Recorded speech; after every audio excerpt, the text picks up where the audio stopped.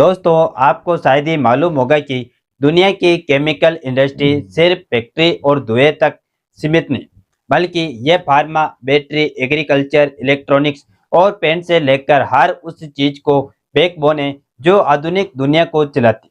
और इसी सेक्टर में आज भारत एक बड़े मोड़ पर खड़ा। और घुमाव ऐसा है जहां भारत अब चीन, जर्मनी, यूके के साथ साथ दक्षिणी कोरिया जैसे देशों को सीधी टक्कर देने और टक्कर इतनी जबरदस्त होने वाली है कि इस टक्कर के बाद जहां करीब करीब 8 से 10 देश नया डूबेगी, तो वही भारत की नया लहराते हुए पानी पर स्पर्क। दोस्तों, बहुत बड़ी डेवलपमेंट निकल कर आ रही है, तो इस वीडियो में पूरा समझते हैं। नमस्कार दोस्तों, मैं राधेश्याम और आप देख रहे हैं KSR न्यूज 24। अगर आपसे पूछा जाए कि दुनिया की सबसे ताकतवर इंडस्ट्री कौन सी है, तेल, टेक्नोलॉजी या डिफेंस, वैसे आपका जवाब कुछ भी हो, लेकिन सच ये है कि इन सबके पीछे एक सेक्टर खड़ा है, जिसे हम केमिकल इंडस्ट्री कहते हैं। बैटरी से लेकर दवाइयों तक, चिप से लेकर खेती तक, पेंट से लेकर मिसाइल तक, हर जगह केमिकल्स की जरूरत है। और इसी सेक्टर में सालों से कुछ गिने चुने देशों का दबदबा रहा है।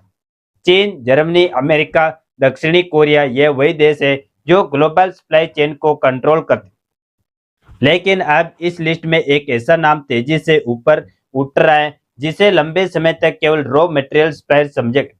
यहाँ हम बात करें भारत की, जो अब इन देशों की कमर तोड़। भारत आज स्पेशलिटी और इंडस्ट्रियल केमिकल्स का बड़ा प्रोड्यूसर बन चुका है। करीब 1500 से ज्यादा कंपनियां इस सेक्टर में काम कर pigments, polymers, battery grade material, इन सब में भारत ने मजबूत पकड़ बना ली। लेकिन फिर भी एक बड़ी रुकावट थी। यहाँ हम बात करें यूरोप के मार्केट। यूरोपियन यूनियन दुनिया का सबसे बड़ा high value chemical importer block है। यह एंट्री आसान नहीं होती। सख्त रेगुलेशन, हाई क्वालिटी स्टैंडर्ड और ऊपर से इंपोर्ट ड्यूटी। आज तक भारतीय कंपनियों को यूरोप में अपने प्रोडक्ट बेचने के लिए अतिरिक्त शुल्क देना पड़ता था। इससे कीमत बढ़ जाती थी और मुकाबले में चीन को फायदा मिल जाता। लेकिन अब समीकरण बदल रहे हैं और यूरोप खुद चीन पर निर्भरता कम करना चाहता है। साथ ही सप्लाई चेन को डाइवर्सिफाई करना चाहता है और इसी मौके को भारत भुनाने की तैयारी में। यही वह समय है जब भारत केवल एक्सपोर्ट नहीं बढ़ा रहा है, बल्कि एक ग्लोबल सप्लाई चेन पावर बनने की दिशा में कदम बढ़ा रहा है। आप जरा तस्वीर को थोड़ा बड़ा करके दें। यूरोप सालाना दर्जनों बिलियन डॉलर के केमिकल्स इंपोर्ट करता है और इस इंपोर्ट का बड़ा हिस्सा चीन जैसे ही एक देश से आता है। कई सेगमेंट में चीन का शेयर 35 से 40% तक पहुंच जाता है, जिसका कारण भी साफ। स्केल बड़ा, सरकारी सपोर्ट मजबूत और कीमत कम। वैसे तो भारतीय कंपनियां क्वालिटी में पीछे नहीं थी, लेकिन 6 से 7% की इंपोर्ट ड्यूटी उन्हें यूरोप में महंगा बना दी। वही चीन को स्केल और लॉजिस्टिक एडवांस से 15 से 20% तक की लागत का फायदा मिल जाता था। लेकिन अब समीकरण बदलने लगे और हाल ही में आई रिपोर्ट से यह बात साफ हो रही है कि अब यूरोपियन यूनियन द्वारा टैरिफ कट होने से इंडियन फार्म के लिए प्रोटेक्शन मार्केट एक्सेस मिल चुका। पहला कारण है यूरोप की चाइना +1 रणनीति और दूसरा कारण है भारत को मिलने वाला ड्यूटी फ्री एक्सेस। इवन तीसरा कारण है भारत की कम लागत वाली मैन्युफैक्चरिंग और स्किल्ड केमिकल इंजीनियरिंग बेस। आपको बता दें कि साउथ कोरिया और जापान जैसे देश पहले से यूरोप के साथ फ्री ट्रेड एग्रीमेंट का फायदा उठाते रहे। पिछले 10 से 12 साल से यह देश बिना अतिरिक्त ड्यूटी के यूरोप में केमिकल्स बेच, लेकिन अब वही मौका भारत को मिला। और फर्क यह है कि भारत की प्रोडक्शन कॉस्ट कई मामलों में इन दोनों देशों से कम है। यानी यूरोप के लिए अब 3 विकल्प, चीन, जापान और दक्षिणी कोरिया। लेकिन अगर भारत वही प्रोडक्ट्स बेहतर कीमत और भरोसेमंद सप्लाई के साथ देता है, तो ऑर्डर किसकी तरफ शिफ्ट होंगे यह समझना मुश्किल नहीं है। इसीलिए आने वाले साल केवल एक्सपोर्ट ग्रोथ की कहानी नहीं होंगे, बल्कि ग्लोबल सप्लाई चेन की ताकत के डिस्ट्रीब्यूशन की कहानी। अब सवाल यह है कि फायदा आखिर किन प्रोडक्ट्स में सबसे ज्यादा होने वाला है। सबसे पहले बात करते हैं फार्मा की। दुनिया की दवा इंडस्ट्री जिन रॉ मटेरियल पर चलती है उन्हें एपीआई और इंटरमीडिएट्स कहा जाता है। भारत पहले से जेनेरिक दवाइयों में बड़ी ताकत है, क्योंकि दुनिया भर में सप्लाई होने वाली जेनेरिक दवाओं का 20% हिस्सा अकेले भारत से।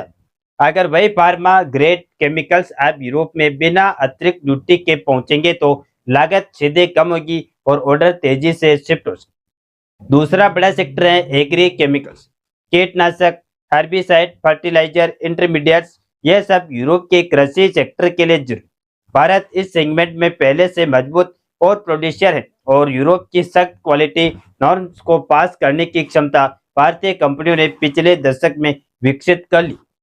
तीसरा और सबसे रणनीतिक क्षेत्र है बैटरी और इलेक्ट्रॉनिक्स ग्रेड केमिकल। ईवी क्रांति के चलते यूरोप को lithium ion battery supply chain चाहिए। Cathode material, electrolyte solution, speciality solvents, ये सब केमिकल सेक्टर से ही आते हैं। भारत अपनी बैटरी मैन्युफैक्चरिंग को प्रमोट कर रहा है और चीन कुछ सेगमेंट में एक्सपोर्ट इंसेंटिव कम कर, यानी पहली बार सप्लाई चेन का संतुलन बदल सकता है। क्योंकि दोस्तों इसके अलावा पेट्स, कोडेक्स, डाई और पिगमेंट यूरोप में कंस्ट्रक्शन और ऑटो इंडस्ट्री इन प्रोडक्ट्स पर निर्भर, जहां भारत इस क्षेत्र में कॉस्ट इफिशिएंट प्रोड्यूसर बन चुका। ध्यान देने वाली बात यह है कि यह केवल ट्रेड का मामला नहीं है। अगर भारत इन हाई वैल्यू केमिकल्स में परमानेंट सप्लायर बन जाता है तो इसका मतलब होगा कि फार्मा, एग्री, इलेक्ट्रॉनिक्स और ऑटो पार्ट्स जैसी इंडस्ट्री की सप्लाई चेन में भारत की हिस्सेदारी बढ़, और जब सप्लाई चेन में पकड़ मजबूत होती है तो आर्थिक ताकत भी बढ़ती है। अब सबसे बड़ा सवाल यह है कि क्या यह केवल अवसर या सच में भारत ग्लोबल रैंकिंग बदल सकता है। आज भारत केमिकल एक्सपोर्ट में टॉप देशों की सूची में, लेकिन दोस्तों अभी भी चीन, अमेरिका, जर्मनी, नीदरलैंड और कुछ यूरोपीय देश उससे आगे। फर्क मुख्य रूप से मार्केट एक्सेस और स्केल का है। लेकिन अगर यूरोप में भारतीय केमिकल्स को पूरी तरह ड्यूटी फ्री एंट्री मिलती है और चाइना +1 रणनीति तेज होती है तो अगले 5 साल में भारत का यूरोप को एक्सपोर्ट $5 बिलियन से बढ़कर $12 से $15 बिलियन तक हो, और इसका असर केवल एक महाद्वीप तक सीमित नहीं रहेगा। यूरोपियन यूनियन के मार्केट में पकड़ मजबूत होने का मतलब है ग्लोबल वैलिडेशन। यूरोप का क्वालिटी स्टैंडर्ड पास करने वाला सप्लायर दुनिया के किसी भी बड़े बाजार में आसानी से एंट्री पास। लेकिन एक सच्चाई और भी है कि भारत को इस मौके का पूरा फायदा तभी मिलेगा जब लॉजिस्टिक्स कॉस्ट कम हो, एनर्जी प्राइस स्थिर रहे, केमिकल पार्क और इंफ्रास्ट्रक्चर मजबूत हो, और साथ ही सरकार एक्सपोर्ट इंसेंटिव या पीएलआई जैसी नीतियों से सेक्टर को सपोर्ट करे। क्योंकि चीन ने भी यह मुकाम सिर्फ कम कीमत से नहीं बल्कि पॉलिसी सपोर्ट और स्केल से हासिल किया। आज पहली बार भारत उस मोड़ पर खड़ा है जहां वह केवल मैन्युफैक्चरिंग डेस्टिनेशन नहीं बल्कि सप्लाई चेन पावर बनने वाला है। और अगर भारत इस अपॉर्चुनिटी को सही से इस्तेमाल करता है तो चीन, जर्मनी, अमेरिका और दक्षिणी कोरिया सब के सब इस इंडस्ट्री में भारत से पीछे छूटने वाले। बाकी आप लोग अपनी राय कमेंट में बताएं कि क्या भारत इस मौके को पकड़ पाएगा या फिर यह भी एक छूटा हुआ अवसर बनकर रह।